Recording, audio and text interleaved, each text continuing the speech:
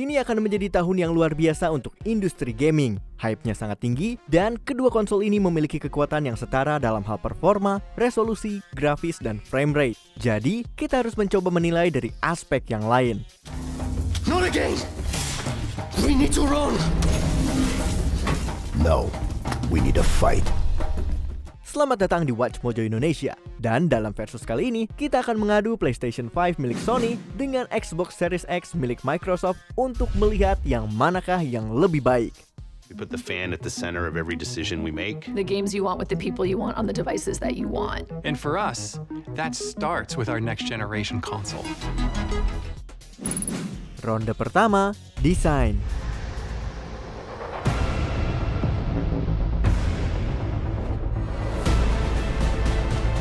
Di babak ini, kita belum banyak tahu tentang PlayStation 5. Ya, memang ada beberapa foto development kit yang beredar di internet. Tetapi, berdasarkan yang kami pelajari dari pengalaman sebelumnya, biasanya produk akhir mereka tidak mirip dengan development kit yang mereka pakai. Tapi, kita bisa berasumsi kalau mereka akan menggunakan warna hitam kembali. Sementara Microsoft sudah mengumumkan Xbox Series X-nya dengan penampilan yang sangat mencolok. Dan mungkin bukan dalam artian yang positif. Kalau di seri sebelumnya Xbox seperti batu bata yang besar, maka yang kali ini tampak seperti tiang beton atau mirip kulkas. Terlihat seperti raksasa dan cukup tebal. Seperti konsol sebelumnya, Xbox seri ini bisa diletakkan secara horizontal maupun vertikal, di mana itu terlihat mirip tower PC. Mungkin Microsoft memang sengaja mendesainnya seperti itu, karena Xbox secara perlahan terlihat mulai melebur dengan PC untuk menciptakan satu media bermain yang paling mutakhir. Sayangnya, desain yang menyerupai tower PC ini akan terlihat mengintimidasi di ruang tamu kita. Mau tidak mau, kita harus menata ulang pojok entertainment kita untuk raksasa yang satu ini. When we think about the future of gaming, it's not just PC, it's not just console, it's not just mobile, it's really all of the above. Mengesampingkan fungsinya, ini adalah konsol yang besar dan kita harus memberikan poin pertama kepada Sony. Meski kita belum tahu penampilan yang sebenarnya dari PlayStation 5, tapi bentuk dari Xbox Series X tidaklah menarik. Pemenangnya, PlayStation 5. I can do this. You are not ready. Ronde kedua, kapasitas penyimpanan. Is opportunity knocking? Untuk konsol generasi ke-9, baik Sony maupun Microsoft akan bermigrasi dari hard drive tradisional ke solid state drive atau biasa disingkat SSD. SSD akan memberikan tambahan performa untuk kedua konsol ini dan mengurangi durasi loading secara signifikan. SSD PlayStation akan memberikan proses instalasi yang lebih komprehensif. Pemain bisa memilih bagian mana dari sebuah game yang akan mereka download atau hapus. Sebagai contoh, kamu bisa mendownload bagian multiplayernya saja, tanpa perlu mendownload bagian main campaign. Begitu juga sebaliknya, kamu juga bisa mendownload keseluruhan gamenya seperti biasa, lalu menghapus bagian campaignnya ketika game itu sudah kamu tamatkan. Dan sekarang kamu punya kapasitas ekstra untuk mendownload game lain. Seperti yang kami katakan sebelumnya, Xbox Series X akan memaksimalkan SSD-nya walaupun masih belum terlalu jelas apakah mereka akan memiliki fitur instalasi seperti PlayStation 5. Jadi, untuk saat ini, kami akan memberikan poin lainnya kepada PlayStation 5. Pemenangnya, PlayStation 5. What do you think about that, huh? That's pretty cool. Ronde ketiga, controller. So, care to try again?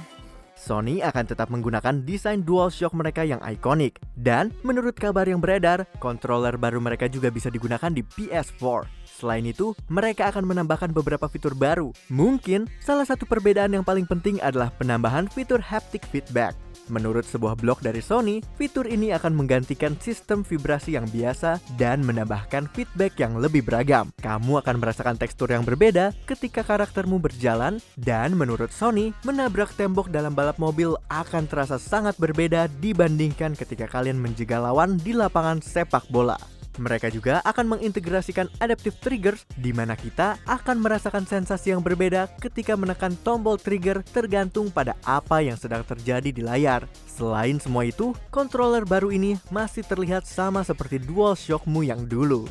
Sama seperti DualShock, controller Xbox Series X juga bisa digunakan pada seri sebelumnya, yaitu Xbox One. Dan sama seperti DualShock terbaru, controller ini tidak jauh berbeda dengan pendahulunya. Tapi tenang saja, ini bukan pertanda buruk. Karena sudah dari dulu, controller Xbox mendapatkan apresiasi berkat desainnya yang unik, layout yang bisa dimodifikasi, dan bisa digunakan juga di komputer. Selain itu, controller ini sudah menjadi standar dalam permainan first-person shooter berkat desain bagian triggernya dan mesin vibrasinya. Pada akhirnya, ini kembali ke selera kita masing-masing, karena kedua controller tersebut tidak membuat inovasi besar dari versi sebelumnya.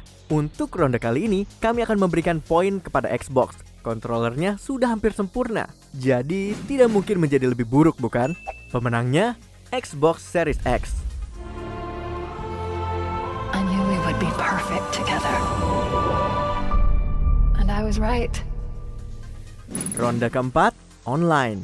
Discover unique and exciting new games with Instant Game Collection. Kami berharap akan ada sesuatu yang baru di PlayStation Plus dan Xbox Live ke depannya. PS Plus kelihatannya akan tetap melanjutkan tradisi mereka untuk memberikan game gratis, potongan harga, cloud save, dan share play. Remote play juga digadang-gadang akan kembali ke PS5, walaupun belum ada kabar yang pasti, tapi sudah cukup banyak gosip yang beredar. Kita juga akan melihat PlayStation Now kembali, sebuah jasa streaming yang memungkinkan kita untuk memainkan game lama dari PS3 dan PS2. Sayangnya, PS Now kurang begitu bersahabat secara performa, apalagi dengan harganya yang cukup mahal.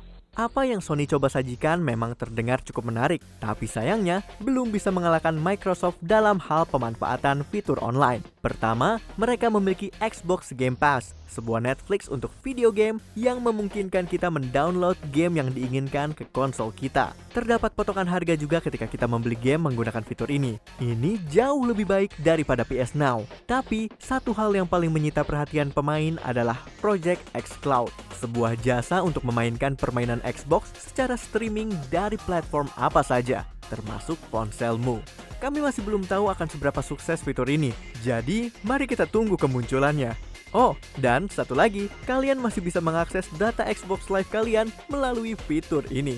Walaupun dua perusahaan raksasa ini sama-sama mengejar jasa bermain game secara streaming di generasi ini dan beberapa opsi untuk remote play, Game Pass berhasil membuat Xbox unggul dari PlayStation berkat satu fitur ini. Kamu bisa mendownload game sebanyak yang kamu mau tanpa dikenai biaya tambahan. Dan kita rasa untuk ronde ini, pemenangnya sudah sangat jelas. Pemenangnya Xbox Series X. We are delighted to announce that in 2020 we will bring Project xCloud to Windows 10 PCs. Right. Nice. Sebelum kita melanjutkan, jangan lupa untuk subscribe dan tekan tombol bel untuk mendapatkan notifikasi tentang video terbaru kami. Kamu punya pilihan untuk menerima notifikasi di sebagian video atau pada semua video kami. Kalau kamu menggunakan handphone, pastikan kamu ke bagian pengaturan dan nyalakan notifikasi. Ronde kelima, game. You were right. Say, you must be smart or something, boy. Apakah Sony akan mendominasi generasi ke-9 juga? Ini adalah salah satu pertanyaan terbesar kita semua. Dan tidak sabar rasanya untuk melihat apa yang akan terjadi di generasi ini. Sayangnya, tidak banyak informasi yang kami temukan tentang game apa saja yang akan diluncurkan. Tapi, masih ada beberapa info yang masih bisa dianalisa. Microsoft sudah mengumumkan kalau Halo Infinite akan dirilis di Xbox One dan Xbox Series X. Halo sudah pasti menjadi salah satu peluncuran game yang paling penting sepanjang masa.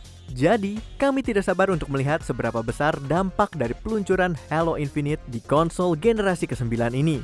Senua Saga Hellblade 2, sebuah sequel dari Hellblade Senua Sacrifice buatan Ninja Theory, juga akan ikut memeriahkan deretan game Xbox terbaru. Microsoft juga mengumumkan tentang Smart Delivery, di mana game cross-generation apapun yang kita beli bisa dimainkan baik di Xbox One maupun Xbox Series X. Jadi, kamu tidak perlu lagi menunggu versi remaster dari game favoritmu. Get ready. Di sisi lain, Xbox juga menyatakan bahwa tidak ada game eksklusif untuk Xbox Series X di tahun pertamanya. Kabar yang kurang sedap ini akan membuat penggemarnya berpikir ulang untuk membeli konsol ini di tanggal peluncurannya. Sementara itu, PlayStation 5 mempunyai Godfall di tangan mereka, sebuah action RPG yang kental dengan elemen loot shooter seperti Borderlands dan Destiny. Tapi, Godfall juga akan diluncurkan di PC, sehingga tidak bisa dibilang sebagai PlayStation 5 eksklusif. Namun, ada 2 game raksasa yang masih dalam tahap pengembangan. Bluepoint Games, perusahaan di balik versi remake dari Shadow of the Colossus, dikabarkan sedang mengerjakan sebuah proyek eksklusif.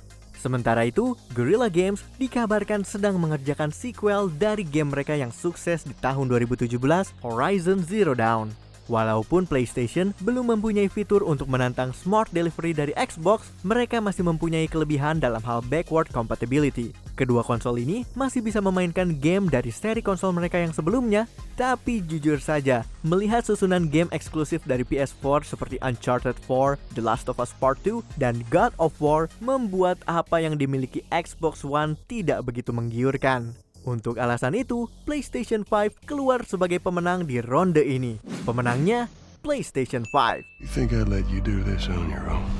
Sejauh ini, PS5 terlihat lebih superior dari pesaingnya, tapi masih banyak pertanyaan yang belum terjawab. Jadi, apakah PS5 bisa mempertahankan hype yang sudah dibangun atau tidak? Mari kita lihat setelah peluncurannya. Untuk saat ini, Microsoft harus bisa memberi kejutan kepada kita di E3 2020. Tapi setidaknya mereka tidak perlu khawatir kalau Sony akan merebut perhatian pengunjung dari panggung mereka. I have to finish it. Apakah kamu setuju dengan pilihan kami? Cek juga video keren lainnya dari Watch Mojo Indonesia. Dan jangan lupa subscribe untuk mendapatkan notifikasi tentang video terbaru kami.